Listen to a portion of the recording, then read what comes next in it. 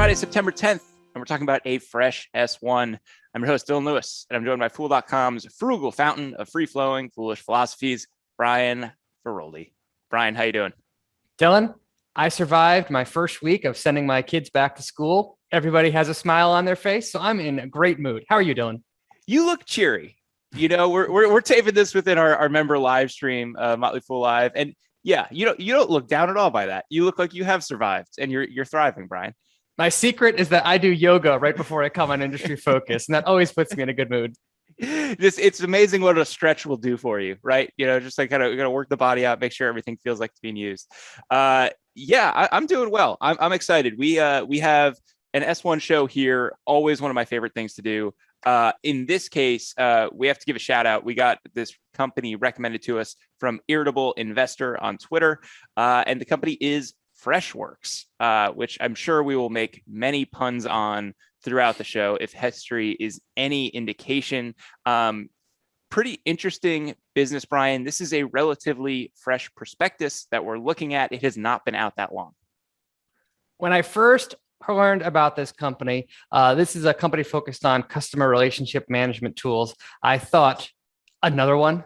Like that was my initial my initial thought about this company. Like there are so many wonderful tools out there that do this exact same thing. I mean, just off the top of my head, I was like Salesforce.com, HubSpot, Zendesk, Appian. How on earth could this company possibly be different?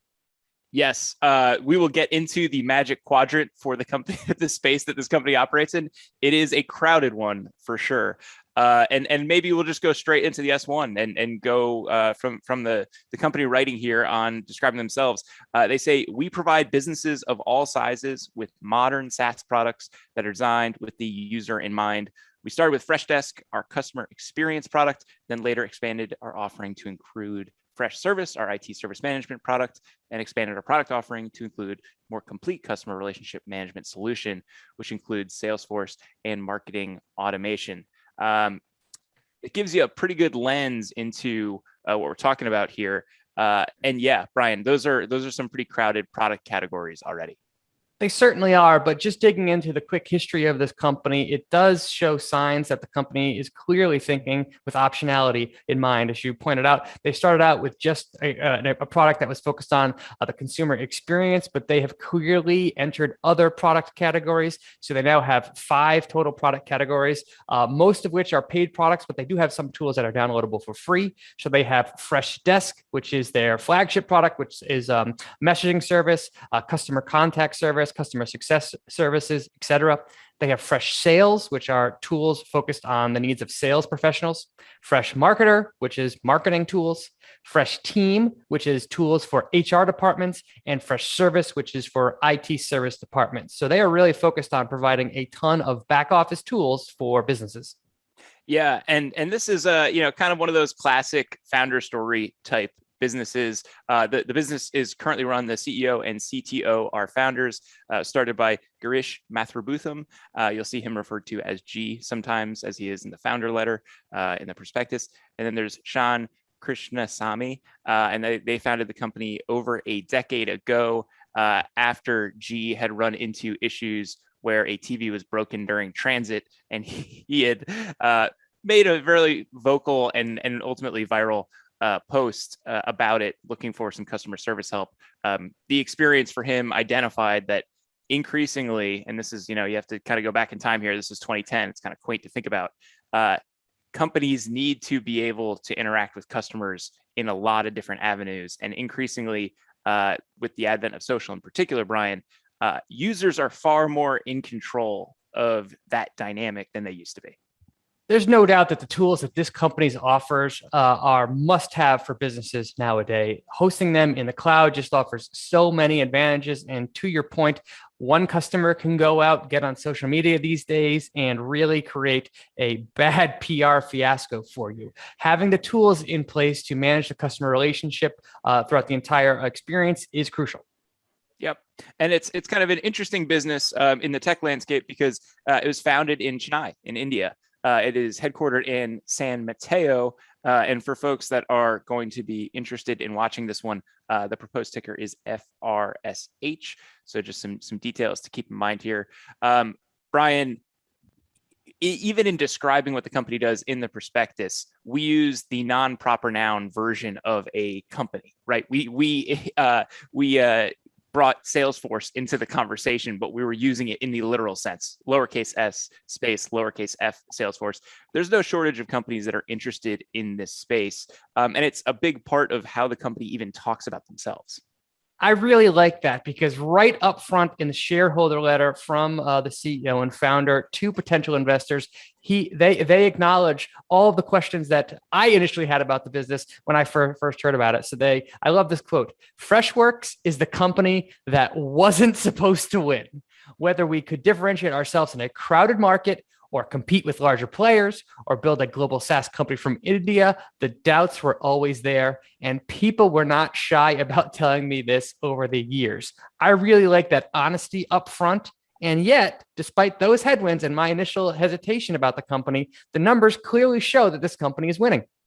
Yeah, it reminds me in a way, I think it was Jack Dorsey wrote a like 100-point plus rundown of all the reasons that Square could fail when he was building Square, or maybe before he built Square. And it reminds me of that. You want the humility of someone who has been told this isn't going to work, and then goes out and says, I think I'm going to do it anyways. And so far, it has proven to be the right decision 100% for the management team and the founding team here.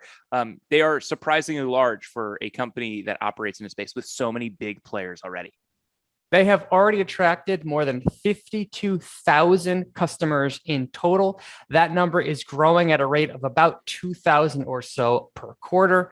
While many of those customers are small businesses and medium-sized businesses, they do have over 13,000 customers in total that will spend more than $5,000 per year on this platform. And they have 1,100 companies that are going to spend $50,000 per year on this platform. That includes companies that undoubtedly our listeners have heard of: Discover, Cooper Software, American Express, TaylorMade, Stitch Fix. So while the vast majority of their customers are small and medium-sized businesses, they have landed some relatively big customers too. Yeah, and I think in talking through what the company does, the space that it operates in, no one's going to be surprised here when we talk about the business model, Brian. This is pretty typical SaaS. It is a software as a service business model. I mean, you can just stop there pretty much, but they do offer some free tools to get people interested in onboard up front. Those free tools are mostly about website monitoring and incident management. From there, if they can grab your email address, they do try to upsell you to their many other services. We listed them before. In addition to that, they have a growing network of industry partners that can help to onboard customers. They have more than 400 of these partners in place around the globe. And they also have a thriving app store. Once you get on top of this product, you can easily shop and add other products and services from the company's built-in marketplace. They have over 1,000 apps and integration directly, including Slack, Jira, Shopify, Zoom, MailChimp, etc.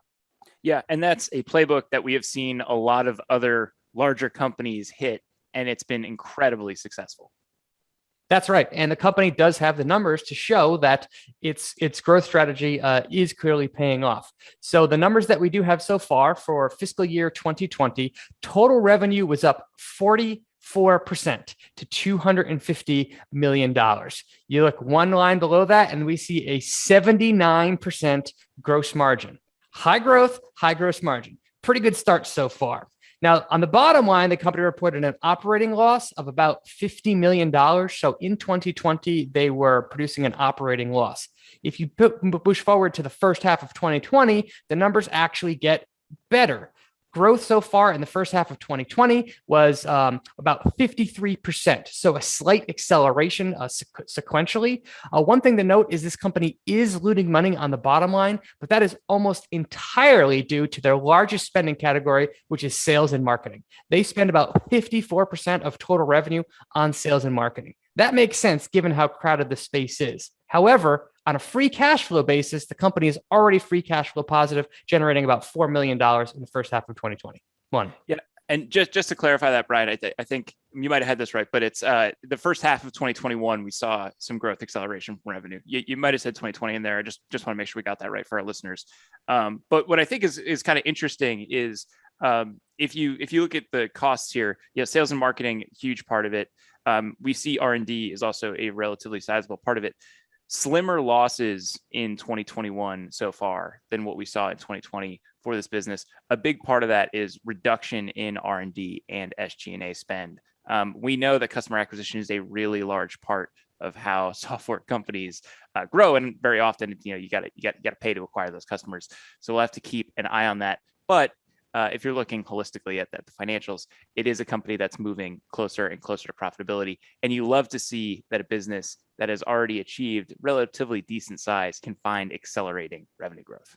Yeah, that's rare, especially in the crowded marketplace. And because of the competition here, it makes sense they do have to spend so heavily on sales and marketing. It's also worth pointing out that this company has pretty high stock-based compensation costs. It's common for us to see kind of low stock-based compensation expense prior to coming public, and then those numbers really accelerate after they come public. And that really gives you a true sense of what stock-based compensation looks like. For the first half of 2021, this company actually reported stock-based compensation expense of $42 million. I'm sure a whole bunch of that is the reason why expenses grew so much in sales and marketing and in R&D. So it's possible, we don't have proof of this yet, but it's possible that dilution here could be pretty high post-IPO. Yeah, you never know. It's just one of those big things. You just got to wait and see. I think one thing that is reassuring looking at the financials too is you go over to the balance sheet, over $100 million in cash as of the end of June of 2021. And the biggest line item when you look over at their liabilities is deferred revenue. Looking around, Brian, I didn't really see much in the way of long-term debt for this business. Not that it's, something that has to be there, for me, but like it's always encouraging to know that, there's a lot of financial flexibility there. For sure. The balance sheet prior to coming public looked good. Obviously, it's only going to look better post IPO. So from that perspective, the company's in good shape. Yep. And this is a SaaS company, so no surprise, we're going to look beyond the standard financial metrics here and look at some industry specific ones. Brian, we're going to start out with net dollar expansion rate, or in this case, retention rate. Yeah, that's the good one. That does include churn. And as of the most recent quarter, that figure was 118%. That is actually a pretty impressive figure, given the companies that this business tends to serve. As a reminder, they have about 52,000 total customers, but only about 13,000 of them are spending $5,000 or more. That tells me that probably somewhere around 40,000 are likely to be small businesses. When you are catering to the needs of small businesses, one downside is churn tends to be higher. The chances of those companies going out of business is higher. The chances of them being more unwilling to give up your service based on price or getting bought out, that's just the nature of the market that they're in. So the fact that their dollar-based net revenue retention was 118% is pretty good when put in that context. Yeah, and I think it's easy, with the market environment that we've been in recently to say, oh, it's only 118%. Our meter has been broken a little bit by some businesses, Brian. 118% is pretty stellar. Absent everything else, we're getting pretty solid growth, even if they don't bring new customers in. And it's also important just the nature of the business model. This is a subscription-based business model. A lot of the numbers that we've seen that are completely eye-popping are usage-based business models, like Snowflake, for example, like Twilio, for example. That dynamic alone kind of changes the nature of the dollar-based net revenue retention rate. So again, 118% in the most recent quarter might not jump out at the page like, wow, look at that number. But judged in the context of being subscription and servicing small customers, it's solid. Yeah. And I think one of the benefits of, serving small customers is you're a little bit more insulated from competition. And we know that they're operating in a crowded space where, there are a lot of very big players out there. So being a relatively accessible option and being a place where, some of the smaller fish are going to come, it's probably a little bit less competitive there. Additionally, there's the opportunity, Brian. It's kind of like having an unmonetized free audience if you're in the freemium model, where a very small percentage of their customers, or relatively small percentage of their customers, spending more than $5,000 in ARR. That means that there's a very large opportunity in front of them if they're able to grow with their customers and be able to build them into larger accounts going forward. For sure. And the company also breaks out another spending category. So customers that will spend more than $50,000 per year or more on this platform, that figure was 1,164. So that minority of customers, again, that's only what, about 2% of their total customers. That 2% of customers accounts for about 33% of total annualized recurring revenue. So we do see, while they do have lots of customers in total, a minority of customers are driving an outsized portion of revenue. Thankfully, even with that dynamic, there is zero customer concentration risk here for investors to worry about. Yeah. And folks that listen to the show regularly know we like to look over at what type of moat a business has. That'll be the next thing we'll check out here. And I think, similar to most SaaS companies, Brian, it's sticky once you're in there. And I think the challenge is, for a company like this, I'm going to sound like one of the people in the founders letter here. They are actually going up against a lot of other companies' moats. They kind of have to convince people to choose their solution over some of the kind of deeper, more entrenched legacy solutions. That's the nature of really a lot of SaaS companies that we talk about. It is often very hard and very expensive to acquire those customers. But once you do acquire those customers, they tend to get used to your product and they are loath to switch to another one. And if you just look at this company's net revenue retention rate, that clearly proves the company is keeping the lion's share of the customers that it does acquire. But to your point, make no mistake, this company is facing off against some huge competitors right up front when it was trying to get those new customers in the door. They're facing off against Salesforce, Pegasus System, ServiceNow, Zendesk, Microsoft, Oracle, HubSpot. So the company does have its work cut out for it. It does. And I mean, I think it's interesting to look at that magic quadrant. We cite it often when we're looking at various software categories. This comes from Gartner, and it's a decent lens into just how people are looking at the industry. Takes a look at both a business's ability to execute and the completeness of that company's vision. Salesforce is far and away the leader in CRM, customer engagement center market. That they run that market. And then there's a cluster of other companies. You mentioned a bunch of them: Microsoft, ServiceNow, Zendesk, Oracle, Pegasystems. Freshworks, I would say, is kind of, Brian, in the middle of the pack for this market. And they're going to have to prove for a lot of the larger accounts that they want to bring on that they offer something unique that a lot of these other players, especially some bigger enterprises, are probably using already. One of the ways that they say that they differentiate themselves against the likes of those industry titans they're going up against is ease of use. I personally used Salesforce.com in the last company that I work for, and I can tell you, while it was extremely powerful, it was not intuitive. It did take a bunch of training to get up and running. I'm sure that's changed dramatically in the 10 years since I last used it. But I buy that when they say the company, if you're using a service from Oracle or Salesforce, they're designed for big organizations that have a certain type of dynamic at the company. Freshworks is going after the smaller companies, and they say that they compete on ease of use, completeness of products, and lower total cost of ownership. So that's how they're separating themselves. Yep. And I will add, staring at the magic quadrant here, Freshworks is the only one in the visionary category. And so, they've been there twice. There's their sixth consecutive year on the quadrant. So they are certainly on the map. And I think they are just meeting a slightly different section of the market right now than a lot of those bigger names out there. And probably offering a really compelling solution to a lot of these small and medium-sized businesses. Well, we don't have to really guess at that. We just look at the numbers, right? And they've got 50,000 customers and they're attracting 2,000 more. So they are clear. Their strategy is clearly doing something right. Yep. And, when we turn over to TAM and potential here, Brian, no surprise, big numbers. We're talking software. We're talking a relatively aggressive growth company. The numbers get big fast. They're eyeing an $120 billion TAM. Even if you take a healthy haircut on that, there's no shortage of opportunity here. Yeah, they believe that of that $120 billion total TAM, the number that is addressable today is about $77 billion. I mean, that's the magic of really anything to do with cloud computing. Not only the absolute size of the market's enormous today, they're growing at a very healthy rate. So yet again, if this company doesn't succeed, it's not because the opportunity isn't there. And I mentioned that two founders still at the helm here as the CEO and CTO. pretty high marks. We talked about just the nature of the founders letter, and I was really impressed by that. But what we see when we look over at Glassdoor is, it seems like there's pretty steady approval of the CEO. People enjoy working at this business, and I think they have like 4,000 employees. Brian, this is one of those companies that is sneaky big.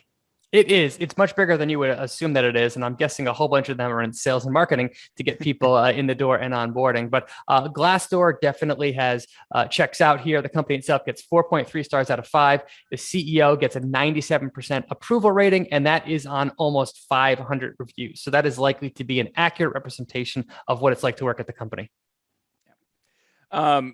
Putting it all together, Brian, kind of taking it all in, this is a space that you and I both invest in a lot. We both own a good number of SaaS players. In some ways, this looks like a pretty typical smaller SaaS business. We know what is ahead of them. They need to convince companies to spend with them instead of spending elsewhere. They don't have the benefit of kind of creating a market and being the first entrant in it, which is in a lot of ways, I think, one of the easier ways to go about being a SaaS company. Yeah, if you take everything all together, I think that there is more to like about this business than there is to dislike. The SaaS business model is obviously one of our favorites. Customers are clearly very sticky, as shown by that dollar-based net revenue retention rate. There's already signs of optionality and launching new products and new services. It's a founder-led business with a great corporate culture. They're already free cash flow positive. Their balance sheet is in great shape. They're growing strong, and their TAM is absolutely huge. Offsetting that awesomeness is the fact that this is a highly competitive market and is only likely to get even more competitive moving forward. The company has to spend a ton on customer acquisition to bring those customers in the door. And once again, this is a company that's choosing when it needs to go public. The idea here isn't we need capital, we have to go public. It's we want to go public. Because of that, it could indicate that growth may be slowing. What does growth look like in a post-COVID world? We don't know that yet. And we also don't know things like, what does inside ownership look like post-IPO? How much money are they raising? What's the valuation? But overall, I think this company does check many of the boxes that I look for. Yeah, and valuation is going to be one of the biggies here. It was a $3.5 billion company in a 2019 funding round off of a much smaller revenue base. We kind of have to work to something based on both revenue, growth, prospects in general, but I think you can expect it to be a pretty large number when it comes public. This is not going to be a company that's debuting at sub $5 billion. Yeah, high gross margin, high growth. Is this going to be a $6 billion company, $8 billion company, $9 billion company, $20 billion company? I mean, who knows what the market is going to end up paying for that? So that will be something for investors to watch. Yeah, but with a net dollar retention rate as high as they have, and pretty solid top line growth, certainly an interesting business. Brian, for me, a watch list stock, mostly because I just want to see what they're able to do. It's a kind of a cool tech story as well, just knowing that the founding story and everything like that. And so this is a watch list one for me. Yeah, right. I'm right there with you. It's a watch list one for me. Not one I'm going to foaming at the mouth to buy on day one, but if the price came along that I was looking for and the company proved itself out as a public company, I could see taking a position down the road. Shout out to the irritable investor for throwing this one on our radar. And we are always looking for ideas for the show, Brian. Brian, you are at Brian Frolde on Twitter. We are at MF Industry Focus on Twitter. Feel free to shoot your ideas there. And of course, industryfocus@fool.com is another spot where you can send potential show topics. Brian, yesterday was our 2000th episode of Industry Focus, and one person was left off of the thanks and gratitude, and I think it was you. I don't know if you got name checked. we spent so much time hitting on all the folks from the kind of the history of the show. I love doing the show with you, man, and it's really a joy to do it with you. Well, that means that if yesterday was a 2000, that means that me and you got the 1999th and the 2001. So take that, the rest of Industry Focus. That's right. Yeah, our poor Industry Focus listeners have gotten me 3 times this week. I think they're ready for a palate cleanser on Monday with Jason Moser. Brian, as always, I hope you have an awesome weekend. Thank you so much for joining me on today's show. Thanks, Dylan. I love being here. Listeners, that's going to do it for this episode of Industry Focus. If you're looking for more of our stuff, subscribe on iTunes, Spotify, or wherever you get your podcasts. As always, people on the program may own companies discussed on the show. and the Motley Fool may have formal recommendations for or against stocks mentioned. So don't buy or sell anything based solely on what you hear. Thanks to Tim Sparks for all his work behind the glass today, and thank you for listening. Until next time, Fool on.